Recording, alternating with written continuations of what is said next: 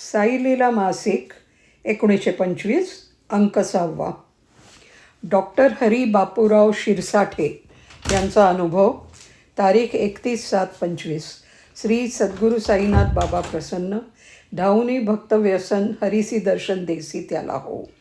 3 महिन्यापूर्वी माझ्या कुटुंबाच्या खाण्यात जोंधळ्याच्या लाया आल्या.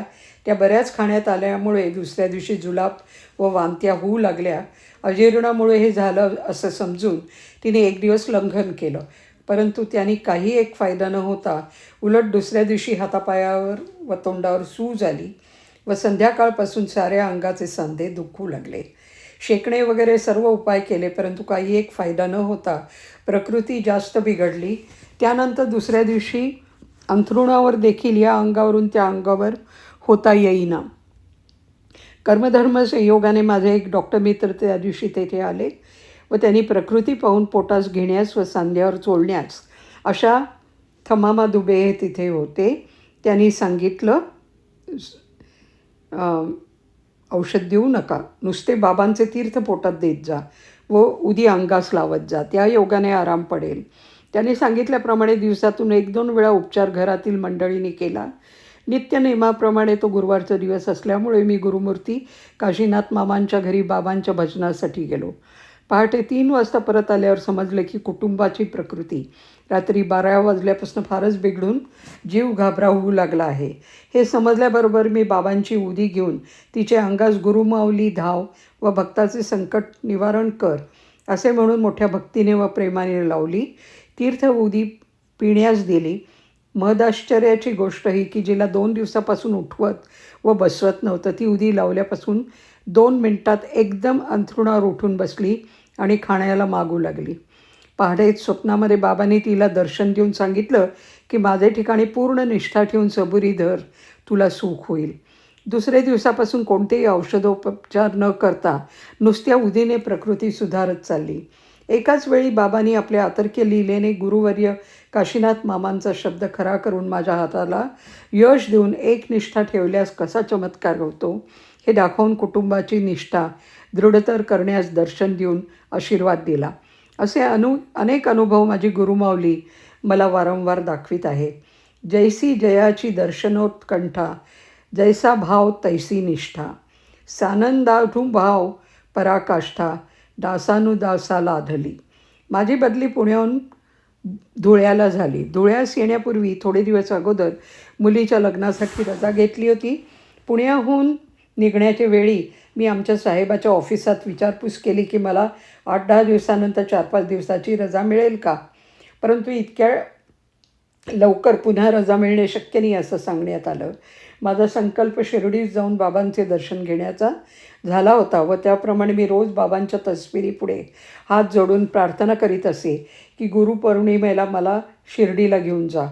रजा मिळणार नाही असे खात्रीलायक समजल्यावरून मी रजेचा अर्ज आगाऊ केला नव्हता. तारीख 29 जून 1925 सोमवार रोजी पहाटे 5 वाजता श्री समर्थ साईबाबा यांनी स्वप्नात दर्शन देऊन मला सांगितलं की तू शिर्डीला गुरुपौर्णिमेसाठी ये, दुसरी कुठलीही काळजी करू नकोस.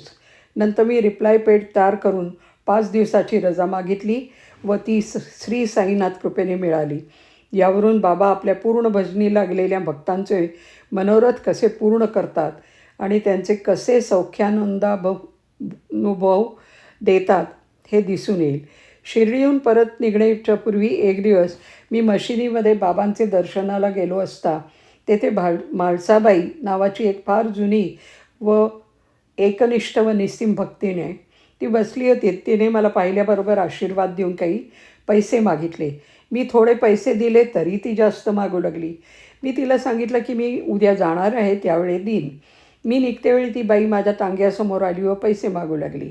मला निघण्यास उशीर झाल्यामुळे मी गडबडीत होतो व आदल्या दिवशी त्या बाईला पैसे देऊन म्हणून सांगितले होते याची आठवण न राहून तिला पैसे न देता उलट म्हणालो की 3-3दा पैसे कसले मागतेस. इतक्यात आमचा तांगा चालू झाला. तो तांगा कोपरगावपर्यंतचा होता. तेथून दुसरा तांगा करून मला स्टेशनवर जायचं होतं.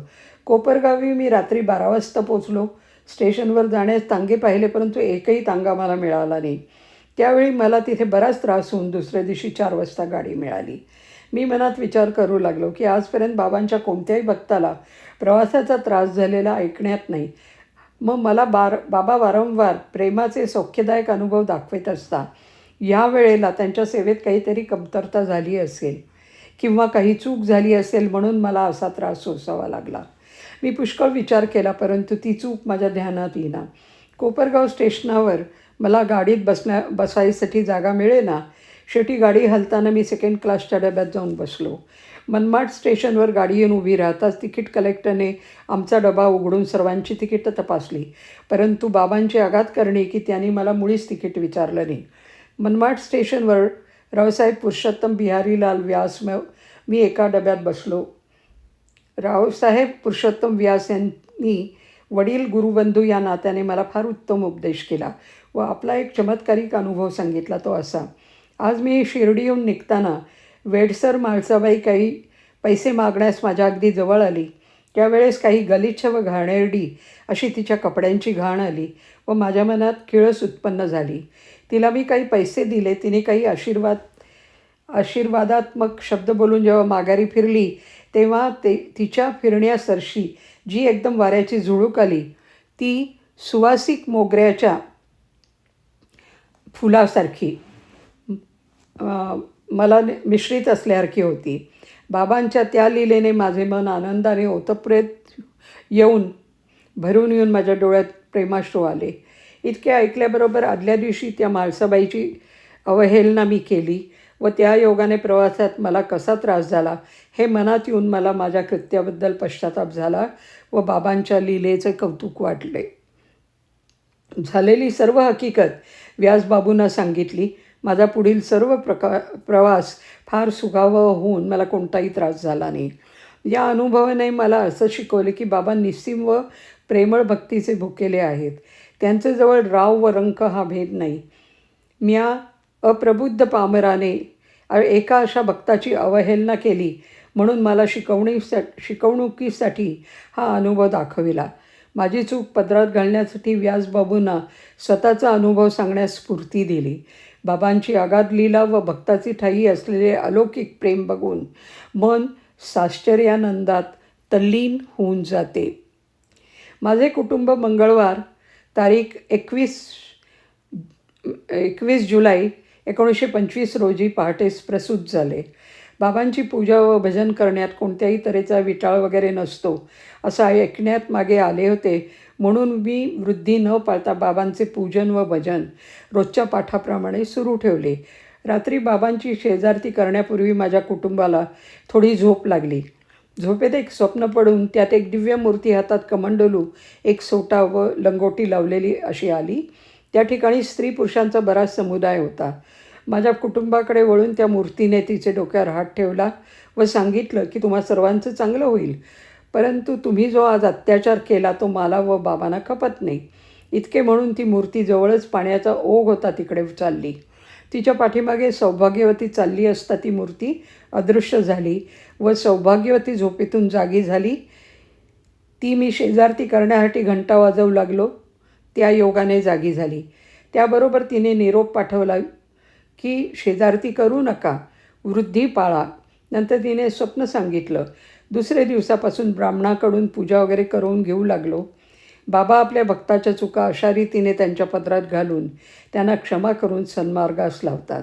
बाबांनी मला पदरात घेतल्यापासून वारंवार असे उपदेशपर दृष्टांत देऊन या गरीब दासानुदासाची भक्ती दृढ करून त्याची अल्पसेवा मान्य करून घेतली. हे पूर्वजन्मीचे सुकृत असं वाटतं. बाबांचा एक अतिनम्र दासानुदास. Raosaheb Wamanrao Prangovind Patel BA LLB solicitor यांनी पाठवलेले श्रींचे काही अनुभव. भक्तन के काज प्रभू सगुणधारी. निर्गुण निराकार परब्रह्माला भक्त किंवा अज्ञानजनाकरता रूपारंगाला यावे लागते. जेव्हा जेव्हा ते परब्रह्मस्वरूप आकार व देह धारण करतं तेव्हा तेव्हा त्या देहाचा प्रत्येक व्यापार भक्ताकरता पूर्ण बोधाने भरलेला असा असतो. त्याचे बोलणे, स्पर्श करणं, पाहणं, चाखणं, हुंगणं हे सर्व निरर्थ नसून त्या सगळ्यातून काही ना काही बोध घ्यायचा असतो व प्रेमळ भक्त व खरे मुमुक्ष तो घेतच असतात. असा या वेड्या प्राण्याचा कसा तरी समज झाला असल्यामुळे त्याने एकदा बाबांच्या प्रत्येक व्यापाराविषयी विचार करण्याचा आरंभ केला व त्यावेळेस त्याचे मनात जे विचार सुचले त्याची मांडणी भक्तजनांच्या आल्हादाकरता तो सादर करत आहे. बाबांच्या बोलण्याविषयी तर काही फार विचार करण्याची गरज पडलीच नाही, कारण बाबा कधी मिथ्या भाषण करत नसत. त्यांचे बोलणे अगदी नेमके व त्यातील प्रत्येक वाक्य तेथे हजर असलेल्या मंडळीपैकी कोणा ना कोणाला तरी उद्देशून निघालेले असते. त्यांची तोंडची शिवीगाळी देखील प्रस्तुत लेखकाला निरर्थक वाटली नाही. बाबांच्या भाषेचा बहुतेक अर्थ बहुतेक स्थूल व्यवहाराला उद्देशून नसून सूक्ष्मदेहाचे व्यापारासंबंधाने असे, अशी माझी समजूत झाल्यामुळे कोणाच्याही आईला शिवी दिली म्हणजे मी असे समजत असे की ही शिवी त्यांच्या अविद्या व अज्ञानरूपी आईला आहे, त्याला नाही. कधीकधी बाबा प्रत्यक्ष रीतीने कोणालाही उद्देशून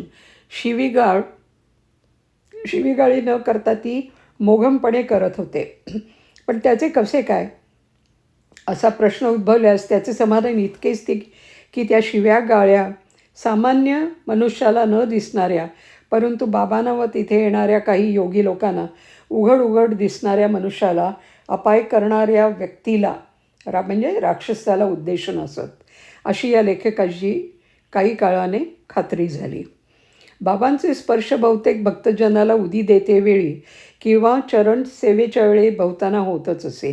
तरीही त्यातूनसुद्धा प्रत्येकाला एकसारखा स्पर्श बाबा करीत नव्हते अथवा करू देत नव्हते हे मला माहीत होतं व साईलीलेत प्रसिद्ध झालेल्या अनुभवावरून ते माझे मत दृढ झाले.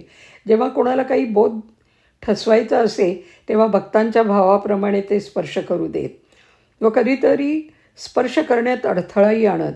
खापर्डे साहेबांचे कुटुंबास राजाराम हा मंत्र जपण्याविषयी सांगायचा होता. जेव्हा जरी दुपारच्या वेळेला कोणत्याही बायकोला मशिदीत येण्याची परवानगी नव्हती, तरी त्यावेळी त्यांना येऊ देऊन त्यांचा नैवेद्य यथेच्छ अवेळीही भक्षण करून त्यांच्यापुढे पाय करून त्यांना पाय चेपू दिले. त्या पाय चेपीत असल्याच्या वेळी बाबाही त्यांचे पाय चेपू लागले व म्हणाले, राजाराम राजाराम म्हणत जा. एक भक्त वाड्यात काही मंडळी ख्रिश्चन धर्माची निंदा करीत होती, त्यात सामील झाले व नंतर काही वेळाने बाबांजवळ गेले व पाया पडण्यास लागले. त्याबरोबर लगेच बाबांनी आपले पाय मागे आखडून घेतले व त्यांच्या कृत्याने त्या भक्ताला बाबांनी त्यांना निंदा न करण्याबद्दल उपदेश केल्याची आठवण राहिली. त्यांनी आपल्या मनात बाबांची क्षमा मागितल्याबरोबर बाबांनी त्या भक्ताला प्रेमाने बोलवलं, जवळ बसायला सांगितलं व आपले पाय पुढे केले. दुसऱ्या एका भक्ताचे मनात बाबांचे पाय चेपत असताना काही कुतर्क आला. त्याबरोबर बाबा त्यांना बोलले, मागे सरकून बस. मग काही वेळाने त्यांना त्याबद्दल पूर्ण पश्चाताप होऊन ते पुन्हा पाय चेपू लागले. तेव्हा बाबांनी मनाई केली नाही असा त्यांच्या स्पर्शातील अर्थ आहे. स्पर्शामध्ये बाबांचे मारणेही आले. मारण्यासंबंधाने पुष्कळ लोकांचे निरनिराळे अनुभव ऐकण्यात आहेत. कोणी म्हणतो बाबांनी मला मारल्यापासून माझे अमुक दुखणे राहिले, तर कोणी म्हणतो स्त्रियांचे बाबतीतील आपल्या समजुतीत फार अंतर पडले म्हणजे त्यांची आध्यात्मिक उन्नती झाली. ज्ञानेश्वरीत म्हटलं आहे की कृष्ण कोपोनी जासी मारी तो पावे ब्रह्मसाक्षात्कारी, म्हणजे त्यांचे मारणे देखील व्यर्थ नव्हते. पाहणेही बाबांचे तसेच. काही गोष्ट बोलत असता जर त्यातला अमुक भाग अमुकाचसाठी बोलला गेला असेल तर तेवढे ते वाक्य बोलल्यावर त्या गृहस्थाकडे बाबा नेमके पाहत. तसेच एखाद्या भक्ताच्या मनात काही सद्विचार आल्यावर तोच दृढ करायचा असला तर बाबा त्याच वेळी त्याच्याकडे पाहत, हेही मला काही काळानं समजलं. भक्तांच्या भावाप्रमाणे बाबा त्यांच्या फुलाफळादिकांचा स्वीकार करीत हे तर सर्वांना माहीत आहे. बाबांचे मशिदीत असणे, प्रत्ययी लेंडीला जाणे व तसेच चावडीत एक दिवस आड जाणे हेही बोधपरच होतं असं वाटू लागलं. जणू काही मशिदीत वास्तव्य करून बाबा असं सुचवित होते की मनुष्याने नेहमी फकीरांच्या मशिदीत फिकर की फाकी करे उसका नाम फकीर, म्हणजेच यद्वत्वा न निर्वत्वत्वे तद्वाम परमम मम वास्तव्य करावे. चावडीवर काम किंवा कार्य होत असते असं जर कोणी म्हणेल तर चावडीये न्यावो अन्यावो निवडी वेदी अन्यायी पडे तो निरय भोगे दंडे संन्यासी तो सुरवाडे स्वर्गी जिये. यावरून मला वाटते की पूर्ण ब्रह्मस्वरूपी आपले बाबा एक दिवसाआड न्यायाधीश होऊन बसत असत व तिथे खऱ्या खोट्याचा न्याय करत असत. त्यांच्या स्वतःच्या कल्याणासाठी भक्त लोक बाबांना हे काम करायला लावीत व भक्तांसाठी समाधी सोहळा सोडून बाबा एक दिवसाआड हे काम करत होते असे मला वाटते. पुन्हा असा प्रश्न उत्पन्न होईल की बाबांना साकार परब्रह्मस्वरूप समजणाऱ्यास हे मत ग्राह्य होईल पण बाकीच्यांना होणार नाही. तेव्हा त्या लोकांनाही बाबांच्या चावडीत जाणे एक प्रकारे बोधप्रदच होते असे वाटू लागले. कारण बाबा जणू काय अशा स्वतंत्र लोकांना चावडीत जाऊन असे सुचवित की मी जसा चावडीत एक दिवसाआड जातो तसे तुम्ही तुमच्यातील सूक्ष्म देहरूपी चावडीत एक दिवसाआड जात जा व आपले न्याय आपणच वेदाज्ञेनुसार करा. म्हणजे वेदांनी चांगले म्हणून म्हटलेले कार्य केले असेल तर संतोषरूपी स्वर्ग भोगा व वाईट कर्म केले असेल तर त्याबद्दल श्रुतीस्मृतीमध्ये सांगितल्यासारखा प्रायश्चित्त भोगा. चावडीत बाबा रोजचे रोज जात नव्हते व त्यावरून बाबांचे ठाई त्यांची श्रद्धा नाही अशा ग्रहस्थांना जणू काय असे सुचवित होते की नुसत्या विवंचनेतच संबंध काळ न घालवता योग्य ते कार्य म्हणजे अज्ञानाच्या पलीकडच्या स्थितीत म्हणजे मशिदीत राहण्याचे नेहमी काम करत जावे. लेंडीसंबंधी विचार करताना अज्ञानी मनुष्याचे वर्णन करीत असता एका महापुरुषाने लेंडी हा शब्द वापरला आहे. लेंडी पे आला लोंढा त्याची आठवण झाली व असे वाटले की आपले साकार ब्रह्मभक्ता करता बाबा नेहमी लेंडीत जात होते. म्हणजे ते नेहमी भक्तांकरता अनेक प्रकारचे अज्ञान धारण करून मशिदीत राहत. अज्ञानाचे देखील 2 प्रकार आहेत असे विद्ववर्ग सांगतो. एक अज्ञानाकडे नेणारे अज्ञान व ज्ञानाकडे नेणारे अज्ञान. ज्ञान व अज्ञानाच्या पलीकडे गेलेले बाबा भक्ताकरता या ज्ञानाकडे नेणाऱ्या अज्ञानाच्या म्हणजे लेंडीचा स्वीकार करत होते. जणू काही भक्ताला दाखवण्याकरताच की काय अज्ञानाचा स्वीकार करायचा असेल तर असाच केला पाहिजे. नेहमी बाबा लेंडीत जात होते परंतु त्यांचे तेथे काही वास्तव्य नव्हते. त्यावरून मला अशी कल्पना येते की बाबा हेच सुचवित होते की वास्तव्यस्थान ज्ञान अज्ञानाच्याही पलीकडे आहे. जे भक्त नाहीत व वेदांती आहेत त्यांना लेंडीला जाऊन जणू काय सुचवित होते की अज्ञानरूपी लेंडीत गेल्याशिवाय मायेशिवाय ज्ञान नाही व लेंडीत न राहता मशिदीत राहून त्यांनाही सुचवित होते की जरी अज्ञानाशिवाय ज्ञान नाही तरी वास्तव्य करण्यासारखे ठिकाण निकिर की फाकी करे असे ठिकाण ज्ञान अज्ञानाच्या पलीकडे आहे.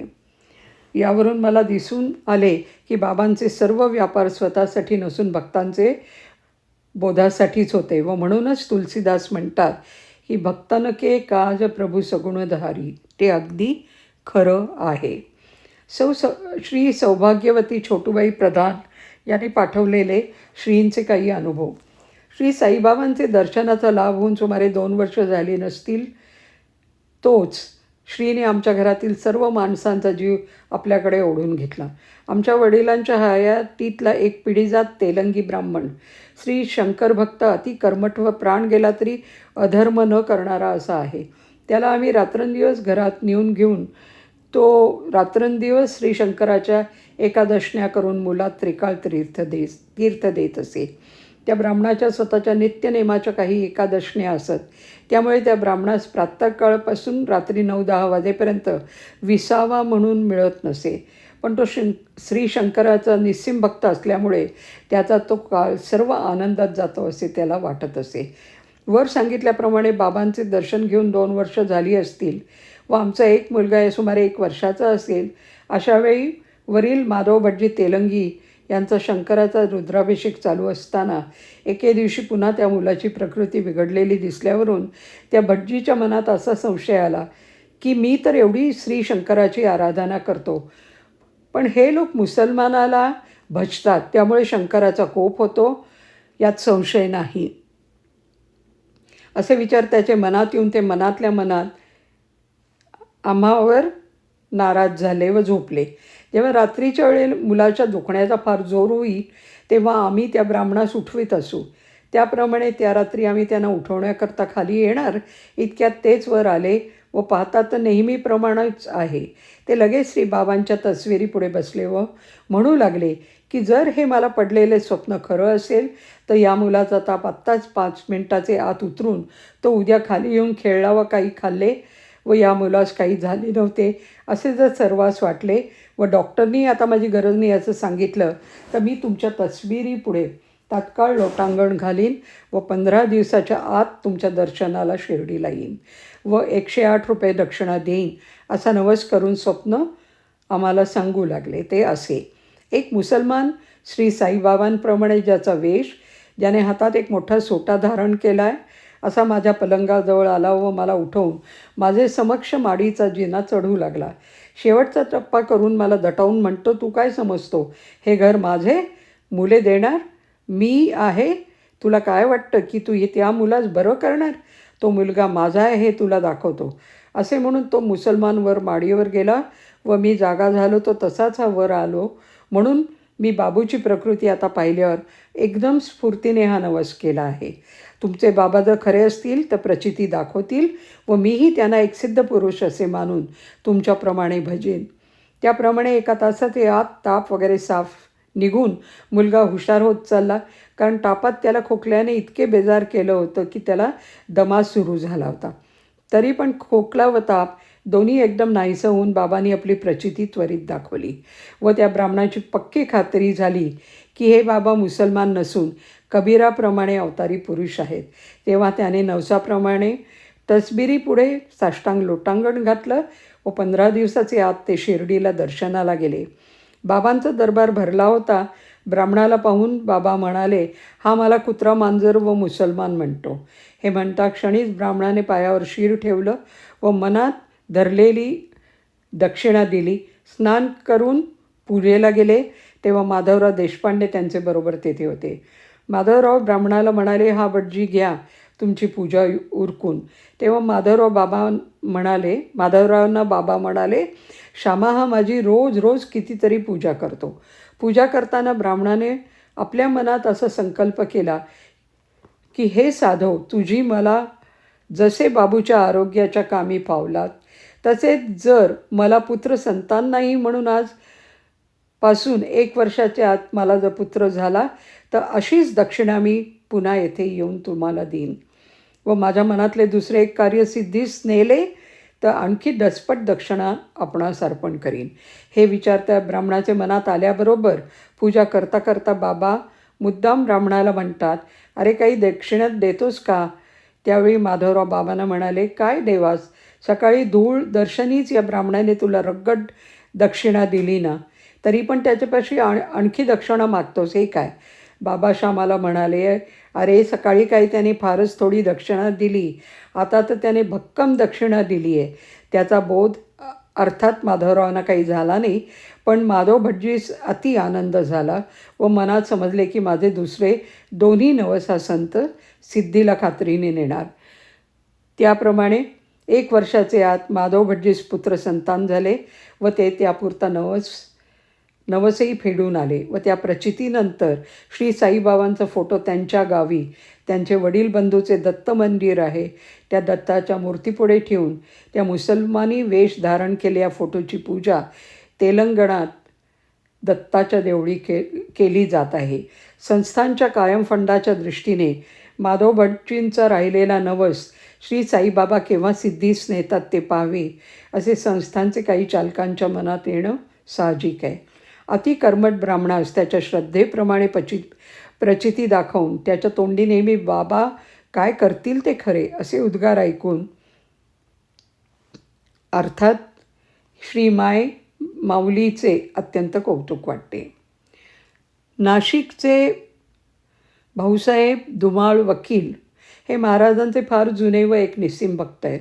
त्यांचे कारकून गणेश बाळाजी देशपांडे यांची भाऊसाहेबांमुळे महाराजांवर श्रद्धा जडली व 1921 सालापासून ते महाराजांच्या तस्विरीची पूजा करू लागले. देशपांडे शिर्डीस कधी गेले नव्हते. गतवर्षापासून देशपांडे यांच्या कुटुंबाला पोटशुळाची व्यथा जडली. पुष्कळ औषधी इलाज केले पण गुण येईना. त्याप्रमाणे बाईंनी 9 महिने दुखणे सोसले भाऊसाहेबांना ही हकीकत कळली तेव्हा त्यांनी कारकुनाला सर्व औषधं सोडण्यास सांगितली व महाराजांची उदी लावून पोटशूळ थांबल्यावर दर्शनाला येण्याचा नवस करण्याला सांगितलं. देशपांड्यांनी त्याप्रमाणे केले व चमत्कार असा की उदी लावल्यापासून बाईंचा पोटशूळ बंद झाला. देशपांडे नुकतेच सहकुटुंब शिर्डीला जाऊन नवस फेडून आले. श्री सद्गुरू साईनाथ महाराज व महाराजांचे सत्शिष्य रावसाहेब नानासाहेब चांदोरकर या उभयतांचे प्रथम दर्शनाची हकीकत. मग दाविलेनी जेणे एके ब्रह्म आळविले कौतिके मागा असत ठाके पुढा उभे. मी ज्ञानी नाही, शास्त्री नाही, पंडित नाही, विद्वान नाही, थोर नाही. ही श्री सद्गुरू सेवा कशी करावी, अगर भक्ती कशी करावी हे समजत नाही. ग्रंथाभ्यास नाही, ग्रंथश्रवण नाही, पठण नाही, मनन नाही, निधिध्यास नाही, दुसऱ्याच सांगण्याचा तर बिलकुल अधिकार नाही.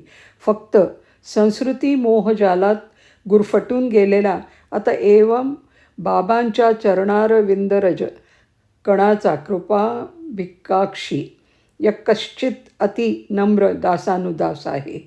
मनुष्याणां सहस्रेषु कश्चिद्यतती सिद्धये यततामपि सिद्धांता कश्चिमा वेत्ती तत्वतः. तसेच बहुनाम जन्मजन्मांमध्ये ज्ञानवात्मा प्रपद्यते वासुदेवः सर्वमितीस महात्मा सुदुर्लभ. वरील भगवंताच्या वचनावरून सच्छिष्यास सद्गुरूची प्राप्ती होणे जितकं दुर्घट तितकेच सद्गुरूसही सच्छिष्य मिळणं कठीण असे स्पष्ट दिसते. वरील जोडीचा परस्पर संबंध अशा प्रकारचा असून बोधपर आहे असे वाटल्यावरून प्रेमी वाचकांपुढे ठेवीत आहे. त्याचा अनुभव या लेखाच्या शेवटी येईल, परंतु हा संबंध सांगण्यास मध्येच माझी थोडी हकीकत सांगणे भाग पडत आहे. त्यास इलाज नाही. प्रत्यक्ष व अप्रत्यक्ष कोणाची स्तुती अथवा लक्षणेने निंदा करण्याचा बिलकुल हेतू नाही.